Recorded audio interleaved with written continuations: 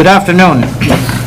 I hereby call this a special meeting of Nacogdoches ISD Board of Trustees to order. Let the record show that a quorum is present, and a notice of this meeting was posted according to Texas Open Meeting Act. All members are present. I believe Reverend Pitcock may arrive late. Please remember that all items do not have to be taken in order as it has been listed. Thank you for joining us, and please to turn your cell phone to the silent mode. At this time, we have a public comments. We have not received any request to address the board. However, those who are interested to address the board or make a comment in the future meeting, the instructions of how to sign up are included in the meeting notice. At this time, we have discussion action agenda,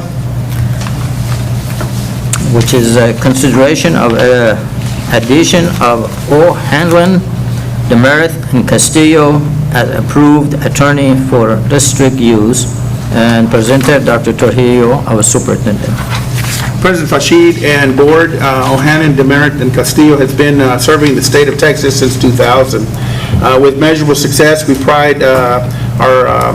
they pride themselves with deep traditions of excellence in ensuring the highest quality of service, and they understand the challenges and pressures that not only in the area but across the state with the various state level issues that are going on. They work along school districts every step of the way. They're dependable, calm, and well-spoken and legal professionals, and team adds that personal touch to their clients and deserve whilst approaching each new case with the attention it needs. We're not leaving the current firm that we do use. We are just expanding opportunities to use another firm when the need arises, to just make sure that they're on the docket that can be used. So what I'm doing is in order for Nacogdoches to engage with the law firm, the firm must be approved by the Board of Trustees. Okay. Board, do you have any questions or comments? Is this just to have a backup in case we lose what we have now? Or? No, this is just an additional service, and we can't use anybody. For instance, we do have attorneys that deal with special education. That's outside the attorney firms that we use. We have our current attorney that uses, that we will continue to use for items that we're using in the district, and this is another attorney firm that's out of the Austin area. And will we be paying them to be on standby, or? No, only pay them for when we use them as far as services. Yeah. So they don't require a retainer? No. Board, do you have any questions on that? Okay. Should we go ahead and for approval? You need a motion. I move that we approve the addition of O'Hanlon, Demerit, Castillo as approved attorneys for district use. I second the motion. Okay, all in favor indicate by saying aye. Aye. All opposed, same sign.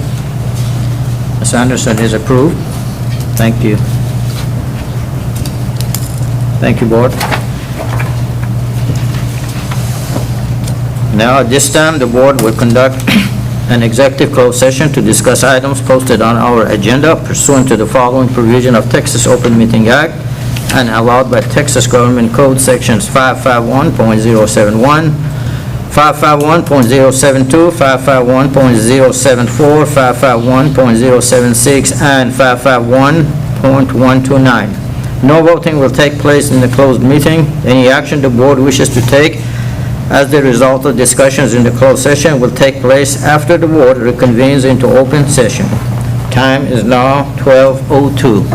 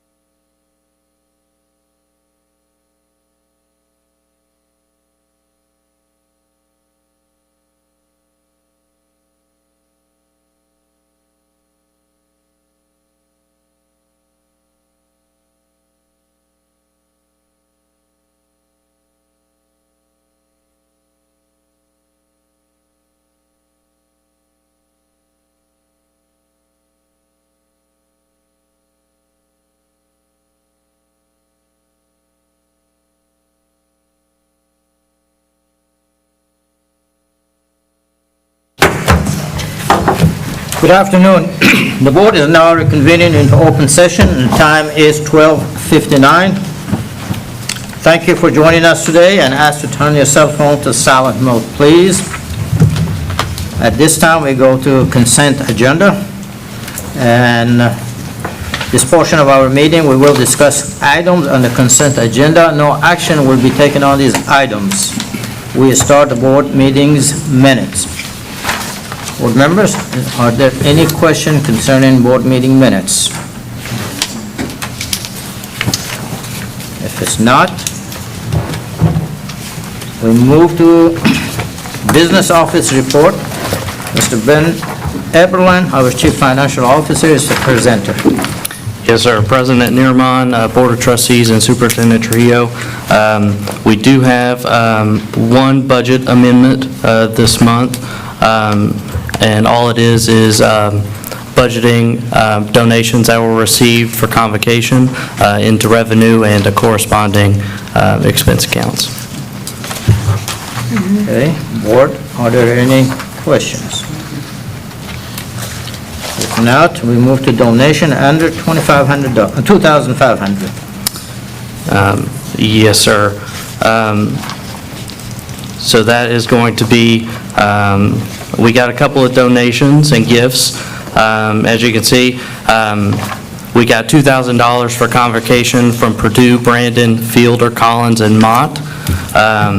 $2,000 for convocation from Serve Pro, and $2,000 for convocation from Nikki Evans, Wallace, State Farm. At Reggae, they received school supplies donations from the Nacogdoches Junior Forum and school supplies from Kroger. At BQJ, we received $250 from McKnight Financial Services for Adopt-A-Shelf, $250 from Fredonia Rotary Club for Adopt-A-Shelf, $250 from Venetia Studios for Adopt-A-Shelf, $250 from Loblolly Properties for Adopt-A-Shelf, $250 from Commercial Bank of Texas for Adopt-A-Shelf. At TJR, we received school supplies from Kroger and school supplies from First United Methodist Church. And at DAEP, we received new sweatpants for students in need from Roxanne and Michael Lathan. Okay, I have a question. Is there a reason why there's not an amount on the supplies for TJR and the Reggae supplies? I believe that they were just donated supplies, not necessarily direct money to the school. So we don't have to keep an amount even though it's material? I believe that they receive a donation form when we receive donation supplies, and if you'd like to see those, I can supply those to the board if needed. Okay, thank you. Yes, sir. you're talking about items such as, Pens, paper, and, notebooks. backpacks and so on. Crayons. Yes, sir. Thank you. Okay, we're moving on to investment report. Yes, sir. That's going to be just the standard investment report seen every month. If you have any questions about any of the, anything on there, just please let me know. Board, are there any questions? No? We move on to miscellaneous business office report. Oh, yes, sir. So these are going to be like our standard business reports that come to the board every month. We have our bank reconciliation, summary of revenues and expenses for all funds, general fund summary expenditure report, a check register by date and by vendor, and also included in there is the ordinance setting of the tax rate, but that will be at a later action item on the agenda. Okay. This is Mr. Michael Moore. Okay, that would be myself, I can take that one. Okay, next item is purchase of over 50,000. Yes, sir. So we have, I believe, two coming to the board this month. Both are going to be to CNS Networking Solutions, and both are going to be a part of our fiber project that the district is ongoing to get secure fiber to the campuses for our network. The first one is going to be to the Ag Barn. The reason that this one is coming to the board is obviously because it's over 50,000, but we were under the impression that E-rate was going to pay for a portion of this, but unfortunately, with E-rate, students have to be housed at that location, and since we only use it intermittently for students being there, we were not eligible for E-rate. So this is, however, going to come out of our capital projects fund, so not dipping into fund balance or anything like that. Just a curiosity from someone more knowledgeable than I am, it has to be a classroom session at that place to be eligible. I believe so, yes, sir. Could the district organize or have say, after school, 1 hour period for ag, and the students would be learning about agricultural or how to manage the cows and goats and so on? President Fashid, unless we have a state ID number identified to a site, and we could, if we had, if it was an ongoing site where students were going, but if you're using it as a temporary location for ag students, because it doesn't have its own identification number. Yes. The state does not, and of course, vendors won't recognize it as an item that qualifies for E-rate funding. And that's originally, what Coach is talking about is originally it was going to E-rate. That was what we were going to fund it. However, we find out through their definition, because it's not a campus, identified campus with a student ID number, then, and that means students aren't assigned there on a regular basis as their home campus. Right. Then that's why it was pulled back. But if there was a way we could assign a number to it, it'd be beautiful to do that, but. Well, would it be Barnesville. worth it that we offer a course, let's say 5 o'clock in the afternoon, for ag students? And when they come here, this would be a teacher, actually teach them how to do the agricultural, how to take care of the animals in the right ways, and it would be a Yeah. course with number. Unfortunately, yeah, we could. Unfortunately, though, it's not its own, it would not be its own campus. It would be a campus that's already associated with that student ID, which is the high school. Right. And because it's not a permanent site for that, it wouldn't fit that definition So that we the kids have. would have to go to that site for school. Yes, have to be a school site, so. Now, wonderful thing, though, just so you're aware, why this is important, because we do have students, and to Coach's point, students go there. Right now, that site does not have a hardline phone system.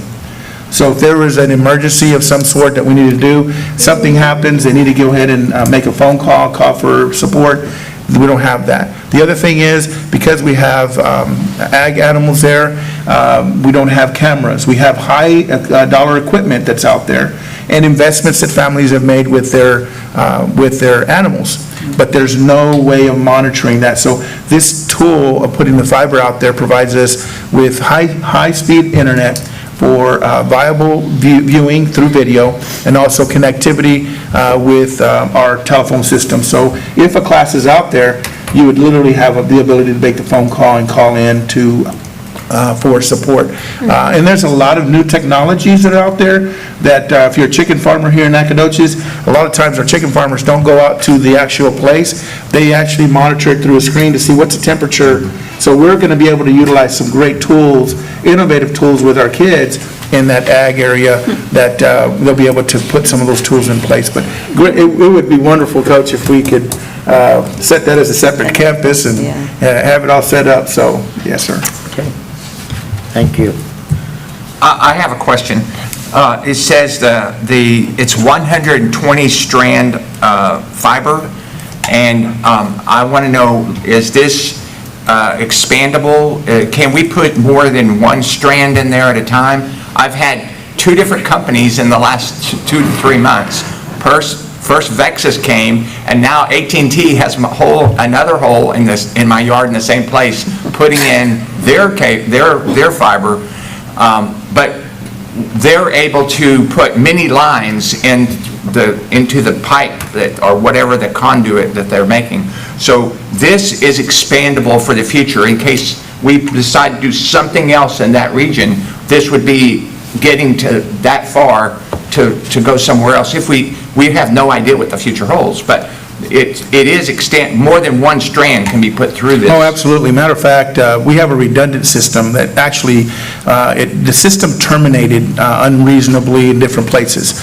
Ralph and his contacts with folks, we've had trees that were down in the old Carpenter place, and he had one line that was coming over the phone line system, over the poles. Now we have buried systems that are redundant, so if something happens, a line is severed, and it's going down one direction, we have a back way to get in, because now we have a looping system that we've piggybacked, not just with the city, but also with the university. We have a loop that goes around. And what's interesting to find out is in the business world, that big orange line that the community sees that runs out there, yes, they're going to give us the lines that we want. Maybe they have 10 lines in there, and those 10 lines are ours. But I promise you, they got 10 lines of their own. Because those 10 lines coming in, maybe you have a new vet hospital that's going to go up, a little bank or something. So they're going to roll lines in there for the future. And basically, this line comes off of the loop, and it comes out to the ag farm. So what we're looking at is a line that comes out to our property. But out there on that road is a line that they're planning for growth to happen, and they're not going to go in there and add lines later. They're making sure they've got fiber in there for the near future. So other than that, I can ask our technology person who really talks the tech language. Kirsten, do you have anything else you want to add to it? Okay. So. Okay. Thank you. Good question. Okay, next we move in to submission of professional development waivers to TEA for 2024-2025. We have one more. Oh, I'm sorry. That's a CN networking solution, data center fiber relocation. Yes, sir. So this is also the CNS Networking Solutions. This is for the relocation of the technology department over to the what used to be the Student Success Center across from TJR. Running fiber to there to get them access to networking solutions there. And that's also going to be paid for with capital projects funds. Well, I saw the CNN networking solution, I thought to answer both of them at the same time. Okay, submission the professional development waiver to TEA for 2024-2025 school year. Assistant Superintendent, Mr. Murray Tarvin. Good afternoon, President Nirman, board members, Dr. Trujillo. I'm coming today to ask for authority to provide a professional development waiver for Nacogdoches ISD. This waiver would allow us 2,100 minutes to go towards our 75,600 total minutes of instructional time that we must have. What we get an opportunity to do with this waiver is to build in staff development days into our calendar. Those particular days are September 23rd of this year, November 4th of this year, January 7th of 2025, February 14th of 2025, and April 7th of 2025. Okay. Any comment, questions? Moving to item E is submission of class size waivers to Texas Education Agency. Again, Mr. Moore. Thank you very much. So this is a class size waiver that we are seeking. It is anytime a kindergarten through fourth grade class reaches over 22 to 1 student to teacher ratio, we must request this class size waiver from TEA. This year, we currently have one bilingual classroom over at Mike Moses. We have 2 kindergarten classes and 1 kindergarten class at BQJ currently. So we are seeking approval to submit a class size waiver for these. Okay. Thank you, sir. Can I ask a question? Yes. I'm sorry. It just says that we have these classes. It doesn't say how many that Yeah. we're over. What's the enrollment in those classes? So at Regay, we are sitting at 23 to 1. Okay. At BQJ, we have one bilingual classroom that is 23-1. And then at Mike Moses, we have another bilingual classroom that is 24-1. To the best of my recollection, for the last, this would be for the last 6 years, because this is my 7th year, this is the lowest number that we've had, and I think that shows good management to have enough classrooms to meet our needs with so few exceptions. So somebody's been doing a really difficult job to make sure that we get things done like this with a very low number of exceptions. Yes. Thank you, sir. Now, campus improvement plan, Assistant Superintendents, Dr. Hill and Dr. Welsh. Thank you, President Nuremon, Board of Trustees, Superintendent Trujillo. This is an annual approval process that we go through to comply with the Texas Education Code 11.253, where you all approve the campus goals as well as their performance objectives. So we have those beginning in your board book, I believe, on page 74 for your review.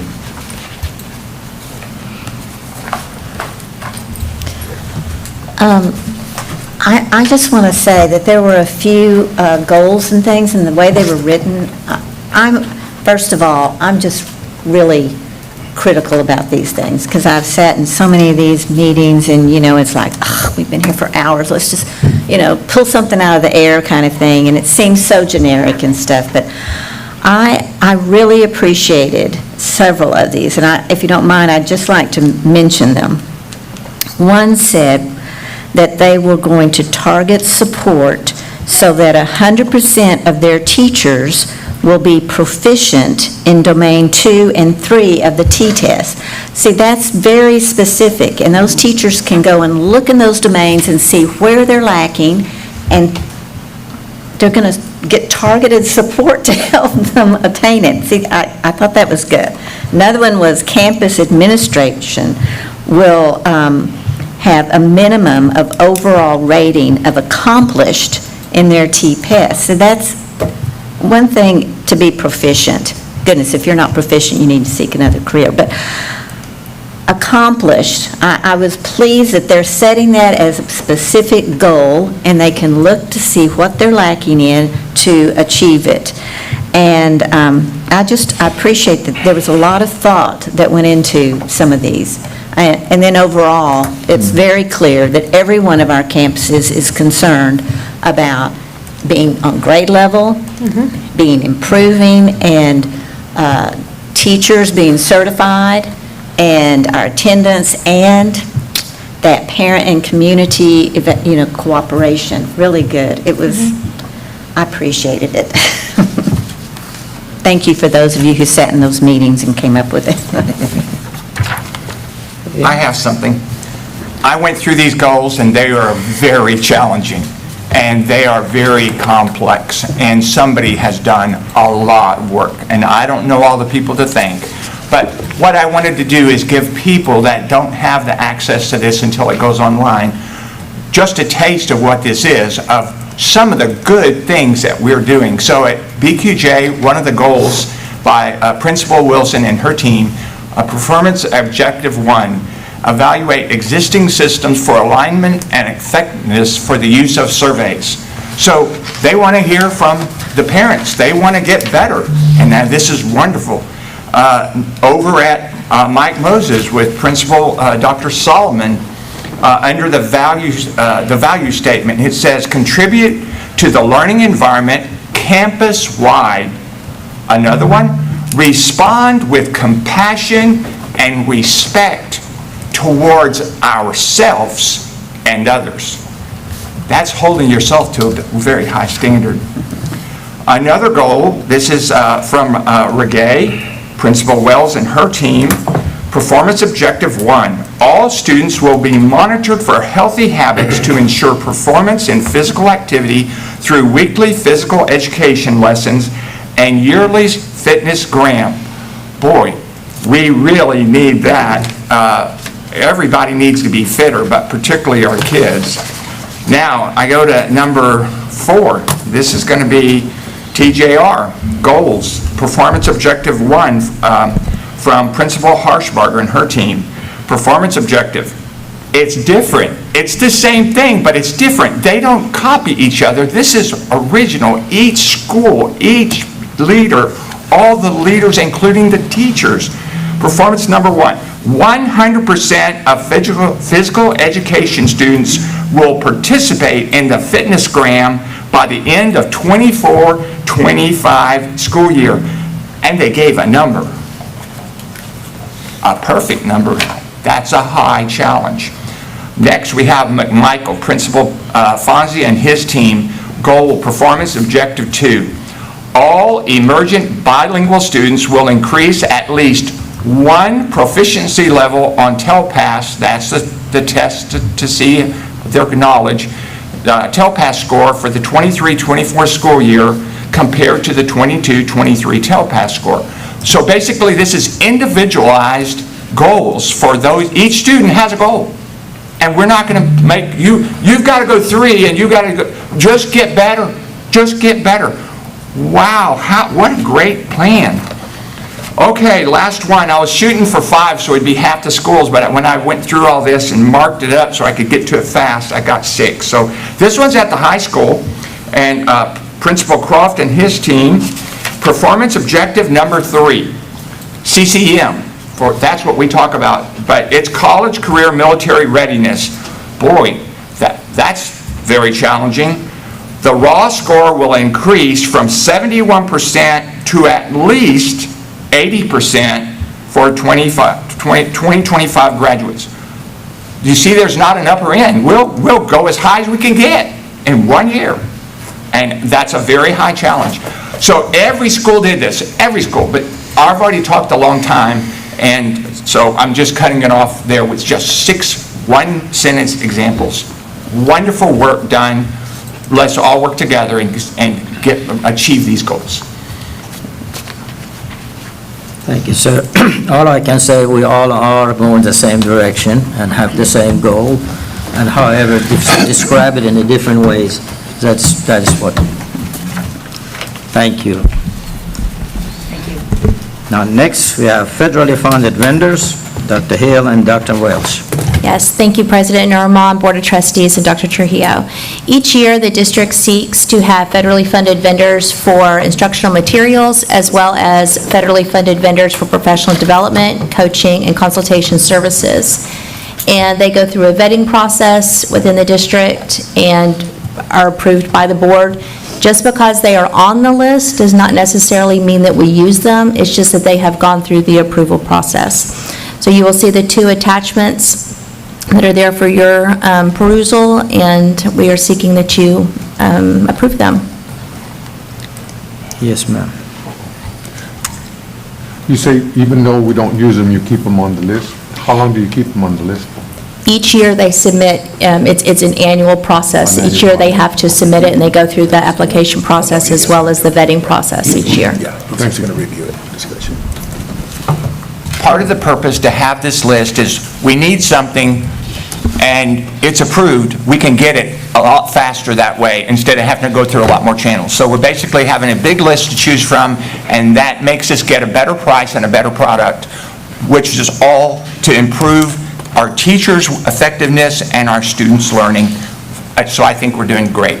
Thanks for having so many choices here so that we can do the best for our children and our teachers. Yes, sir. Okay, thank you. Now we have one item on the discussion and action portion of agenda, which is consideration of the board action on, adoption of a tax rate for 2024-2025 fiscal year. Mr. Ben Eberlein? And Mr. Eberlin, this is not an action item, it'll be just discussion. This is Yes, it's just discussion, yes, sir. So there will be a presentation, a public meeting presentation on Thursday where we will, go through in detail the tax rate and everything, but we just kind of wanted to touch on it here first. So we are going to look at adopting a .7552 M&O rate and a steady 38-cent INS rate, same as last year, for a grand total tax rate of 1.1352. And like I said, the detailed presentation will be on Thursday. Okay. And that tax rate remains the same? The INS rate, yes. The total tax rate? Total tax rate is actually dropping by .0045 cents. Just important note to say that. Overall, Yes. Total tax rate, that's So just tax every rate. year, the state compresses our M&O rate, and since we had our taxable values grew, they compressed us by .0045 cents. And he didn't even have to look at it. The document to say no. You could almost every penny counts, this is wrong. It's much of it. Okay. Now, do we have any action resulting of executive closed session?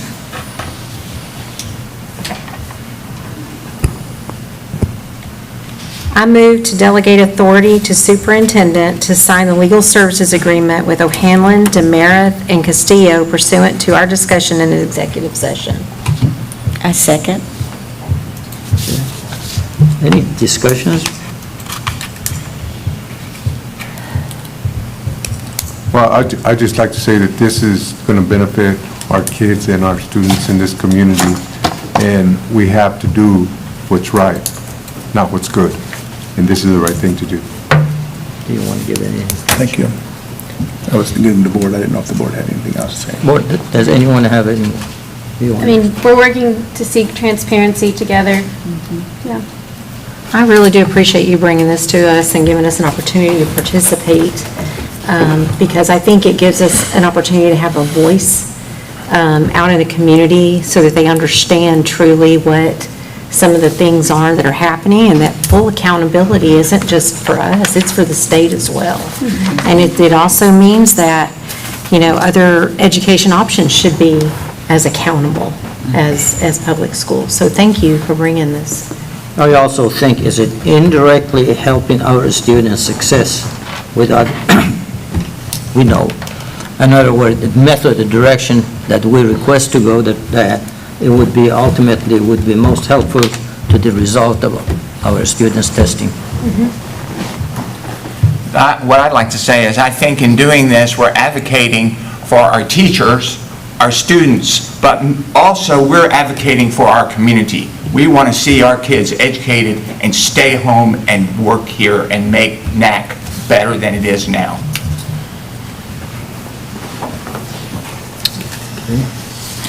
Well, the point of clarification for all since last year, the Commissioner of Education has had an opportunity to fix a number of things, and he's failed to do that on a number of occasions. Last year, they failed to provide a notice of the measures and methods and procedures that would be put in place. That resulted in a lawsuit that was submitted by various districts across the state of Texas. Nacogdoches did not participate in that process. It was, in our opinion, with the board's opinion, looking at it, the representation from the district was doing adequately. However, this year, it's a little different story. During the 23-24 school year, the commissioner radically changed the way the new STAR test would be administered by replacing the human grader to an AI system. And that was done without true conversation. An AI grading system has resulted in a test that's not valid and reliable and cannot lawfully be used to assign an A through F. Nacogdoches ISD is greater than just that score. We want a representation of what we are and the investments we've given to our communities, and what does that look like.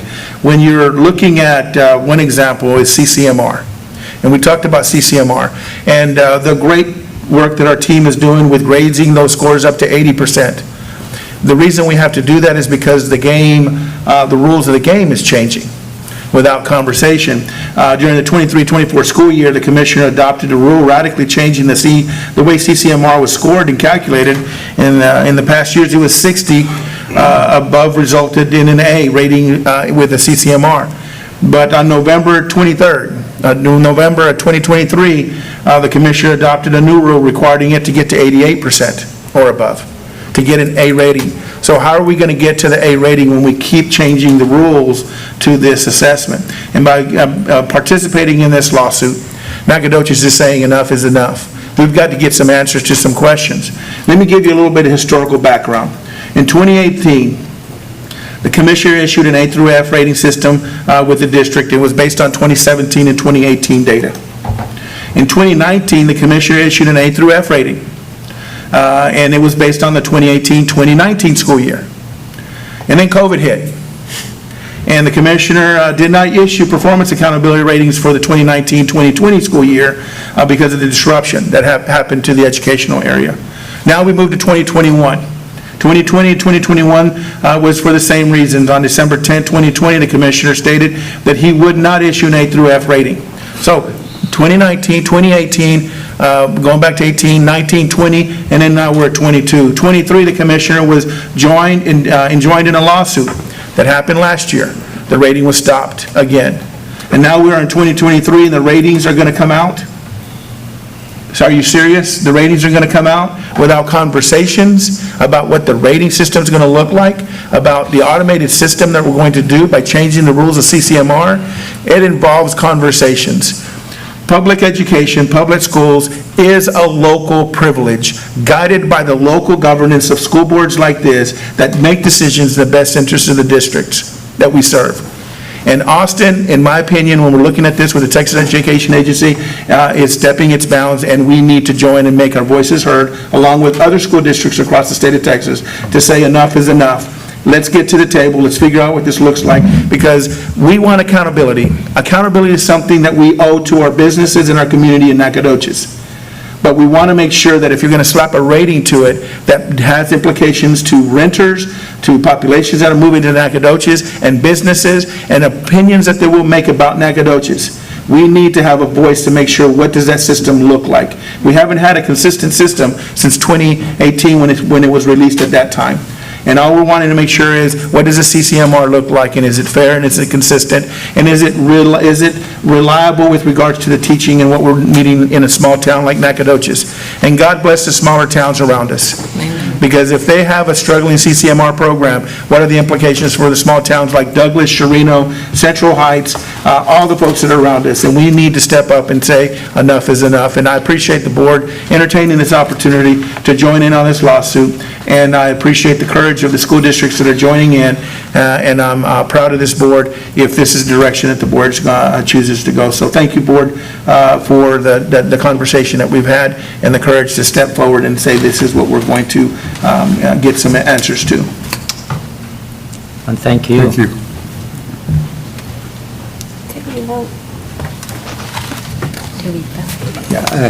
She made a motion. I made the motion. I seconded. All in favor indicate by saying aye. Aye. Opposed, same sign. Ms. Anderson is moved on. Okay. Are we ready to go? This time the board adjourn. Is there any